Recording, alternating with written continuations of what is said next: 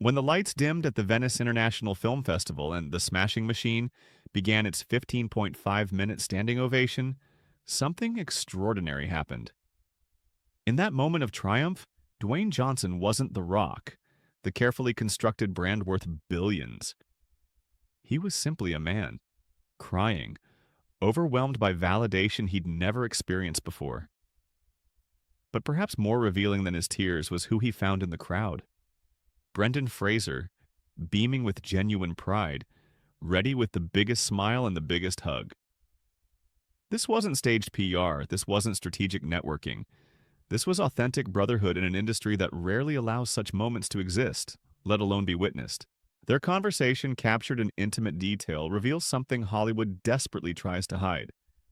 That behind the manufactured personas and motivational Instagram posts, even the most successful stars are human beings carrying invisible weights, supporting each other through struggles the public never sees. The weight of being. The guy. I always tell people, don't get it twisted, Brendan. You're a big guy, Johnson says during their discussion. You're a very big man, and there's a big presence to you where for years you're right. Audiences, you weren't allowed in a way to show it, to reveal it. This observation cuts to the heart of their shared experience. Both men built careers on being larger-than-life figures. Johnson as the indestructible action hero, Fraser as the adventurous leading man. But success came with an unspoken contract. You are not allowed to be vulnerable. You are not allowed to break. You are not allowed to be human. Fraser's response is telling. There's a point where you fall apart, and I guess around 2007 or '08 or '09, around there, I was doing a movie in Sault Ste. Marie in Canada, in Ontario. I was playing hurt, but pretending that I wasn't. The admission hangs in the air, a confession of the impossible standard both actors lived under. Fraser's career nearly ended because he refused to admit weakness, physically destroying himself rather than appear less than superhuman. Johnson, listening intently, understands completely. He's lived the same lie. The Venice moment, when masks finally fall. Johnson's description of his Venice experience reveals a man completely unprepared for authentic recognition. I felt like this is not for me. I felt. And that's not just my, insecurity and confidence issues talking. But it was like, I thought, this is all a facade. This is pretend. Like this, I really couldn't. I was having a hard time processing it. Here is Hollywood's most confident star admitting to insecurity and confidence issues. Words that would never appear in his social media motivational posts. But in conversation with Fraser, the mask drops entirely. He describes feeling like the applause was a facade, that he was somehow unworthy of genuine artistic recognition. Fraser's presence at that moment becomes crucial.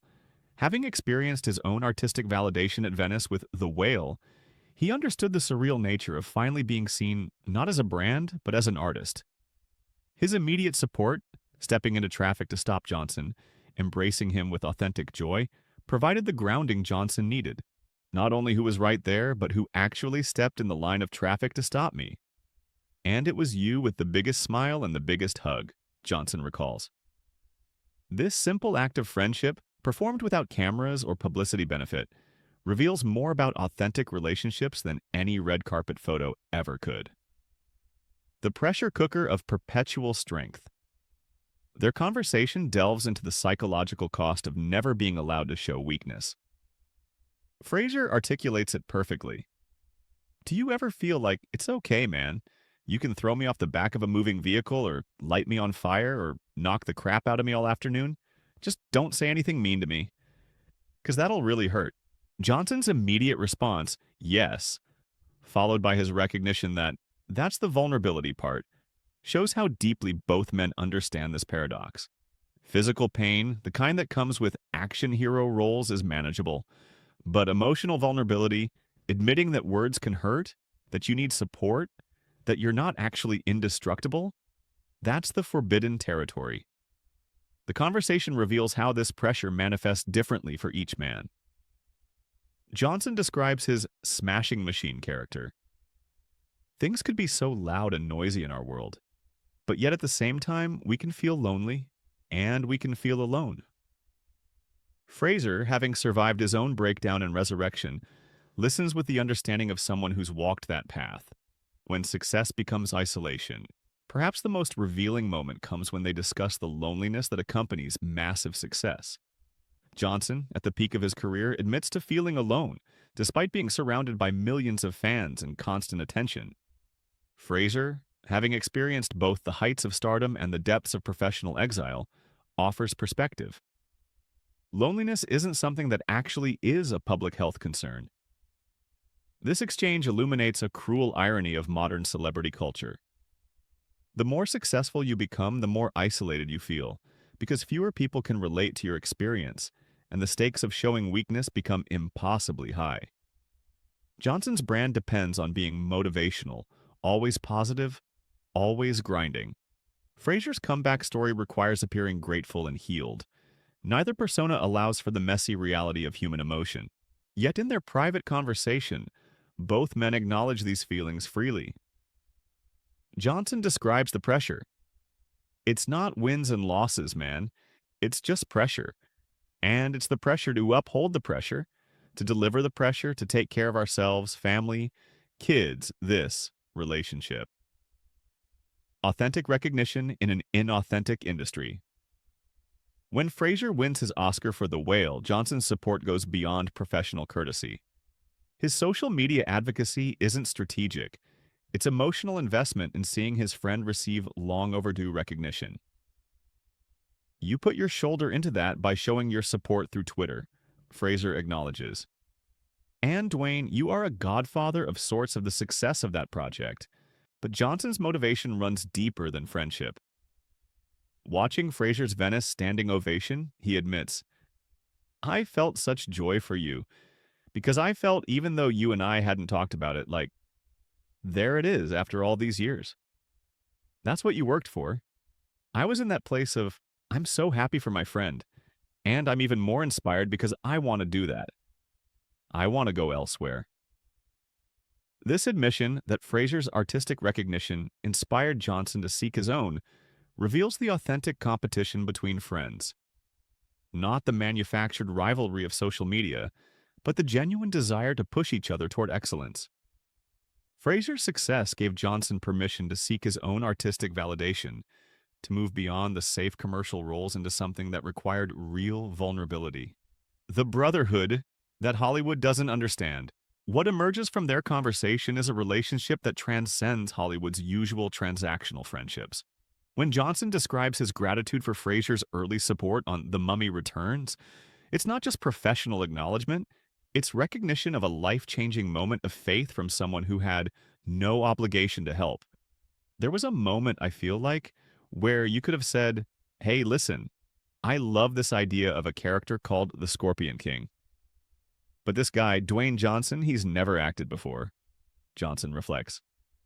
The word that I got back was, Brendan loves the idea. He welcomes you with open arms. Fraser's response is equally telling.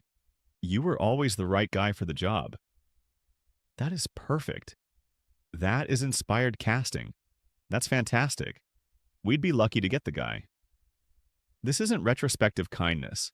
It's evidence of genuine recognition of talent when others saw only a wrestler trying to act. Their current dynamic shows how this foundation of mutual respect has evolved into something rare in Hollywood. Authentic friendship between peers who genuinely celebrate each other's successes without jealousy or calculation. The Venice Film Festival as mirror. Both men's experiences at Venice serve as mirrors reflecting their deepest insecurities and greatest hopes. Fraser's whale reception validated years of struggle and comeback. Johnson's smashing machine ovation represented something he'd never experienced, recognition as an artist rather than a brand. It felt like it was a completion of a journey, the fulfillment of a dream, Johnson says of his Venice experience. Maybe would never have uttered to admit to having all of that. This admission that he barely allowed himself to dream of artistic recognition reveals how thoroughly he'd internalized the limitations placed on wrestler-turned-actors. Fraser's presence at that moment becomes even more significant. As someone who had walked the path from commercial success to artistic recognition, his support provided both validation and permission for Johnson to accept the moment fully. The conversation Hollywood needs to hear. In an industry built on manufactured personas and strategic relationships, Johnson and Fraser's conversation offers something increasingly rare: authenticity. Their willingness to discuss vulnerability, loneliness, and the pressure of constant performance provides a blueprint for how genuine relationships can survive in an environment designed to prevent them. Their bond demonstrates that real connection is possible even at the highest levels of fame. But it requires both parties to be willing to drop the masks occasionally, to admit weakness, to celebrate each other's victories without calculation, and to provide support without cameras rolling. As Johnson prepares for the next phase of his career, using heavy prosthetics to literally disappear into the role of Mark Kerr, and Fraser continues his artistic renaissance, their friendship stands as evidence that authenticity, however rare and risky, remains the most powerful force in an industry built on illusion.